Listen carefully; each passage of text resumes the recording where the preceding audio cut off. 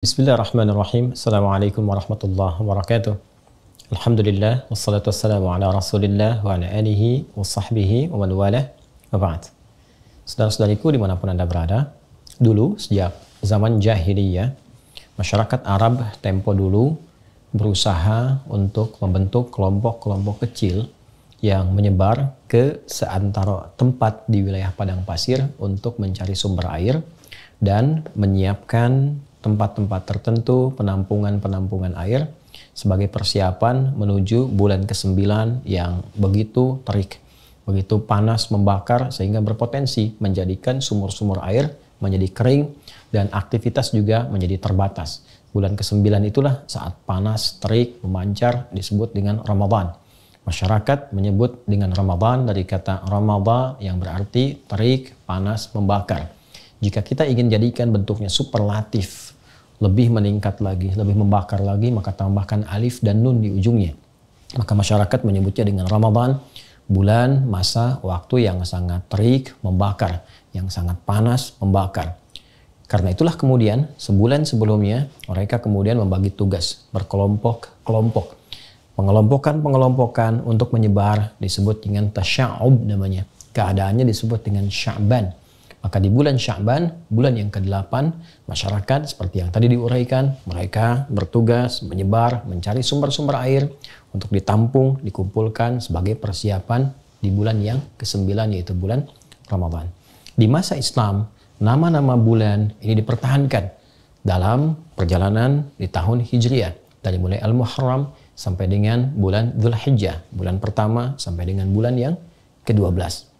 Menariknya, pada bulan Sya'ban sampai dengan bulan ke Ramadan ada pergantian kembali, ada pelebaran dari makna.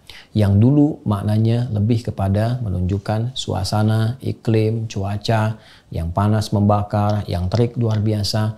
Maka secara metafor makna itu dibawa dalam nilai-nilai syariat, dalam nilai pendidikan spiritual. Orang-orang yang saat Ramadan mau meningkatkan amalnya, membangun ketaatan, meninggalkan maksiat, bertobat dia kepada Allah, maka Ramadan akan memberikan panas, terik, membakar dosa-dosanya, menggugurkan kesalahan-kesalahannya, mendekatkan diri kepada Allah Subhanahu wa Ta'ala dengan taqarrub yang sangat indah sehingga berpeluang diterima amal, diberikan kemuliaan, dan mungkin juga bisa berpotensi wafat dalam keadaan husnul khatimah dan kembali menjadi hamba yang saleh. Untuk itu perlu persiapan. Tidak semua orang yang sampai ke Ramadan boleh jadi mendapatkan peningkatan takwa, dapat manfaat dari taubatnya, bisa terdorong untuk meningkatkan ketaatan. Belum tentu kalau dia tidak sungguh-sungguh, kalau dia tidak serius. Karena itu ayat puasa ketika dihadirkan di ayat 183 di surah Al-Baqarah itu, penghujungnya Allah akhiri dengan kalimat la'allakum tattaqun, agar kalian mampu meningkatkan takwa. Tapi apakah semua yang puasa bisa meningkat takwa? Belum tentu. Karena la'allakum dikenal dengan huruf taranji, huruf yang menunjukkan terpenuhinya satu harapan dengan syarat kesungguhan, keseriusan untuk mewujudkannya. Di antara keseriusan itu, maka citranya secara metafor diambil dari bulan sebelumnya, bulan Sya'ban, bulan ke-8. Saat banyak orang di masa pra-Islam mengumpulkan air untuk persiapan bulan ke-9, maka air berikutnya yang kita siapkan menuju Ramadan adalah air-air spiritual. Air-air yang bukan hanya melapangkan dahaga kita, menghilangkan haus, tapi air juga yang bisa menumbuhkan nilai-nilai ketaatan, yang bisa menggemburkan kembali, menyuburkan kembali hati-hati yang kering. Karena itulah banyak ayat dalam Al-Quran yang menyebut tentang air. Kata al-ma yang mewakili air saja setidaknya disebutkan 63 kali dalam Al-Quran. Ada yang menunjukkan turunnya air dari langit berupa hujan. Wa anzalna minas sama'i ma'a. Kami turunkan dengan keagunganku, kata Allah Subhanahu wa Ta'ala, dari langit air, berarti hujan. Khuliqa mim ma'in dafiq. Ada yang kedua, menunjuk kepada asal mula manusia yang tercipta juga dari air yang terpancar. Pun demikian, sumber kehidupan pun juga pusatnya bermula dari air. Sumbernya sangat sekali terpusat kepada air. Wa ja'alna minal ma'i kulla syai'in hayyin. Kami jadikan dari segala yang hidup itu sangat bergantung kepada air. Demikian kata Al-Quran.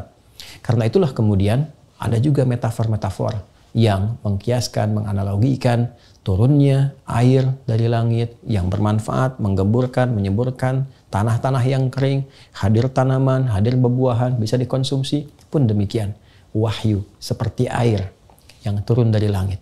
Disampaikan pada Rasulullah, diberikan risalahnya kepada kita untuk menyuburkan kembali hati-hati yang kering. Sehingga muncul kemudian bunga-bunga amal saleh, buah-buah kebaikan yang menggerakkan pohon-pohon ranting-ranting tubuh kita. Dari tangan berbuat baik, lisan berkata yang baik, sampai ke ujung kaki. Dan persiapan semua itu mesti diperbaiki, dicari sebelum ke Ramadan sejak bulan Sya'ban. Seperti orang dulu banyak mencari air, maka seharusnya yang terjadi orang sekarang banyak mencari air-air spiritual supaya menjadi kebiasaan saat sampai di bulan Ramadan yang berpotensi menggugurkan dosa, membakar semua kesalahan-kesalahan. Kalau tidak dimulai dari Sya'ban, tidak mudah untuk menjalani Ramadan.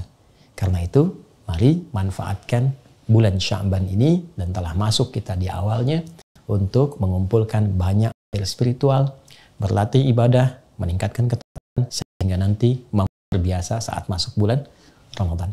Cara yang terbaik, seperti pernah diajarkan Nabi, tersambung riwayatnya kepada Sayyidah Aisyah radhiyallahu taala anha, kepada Ummu Salamah radhiyallahu taala anha, dan sahabat-sahabat Nabi yang lain.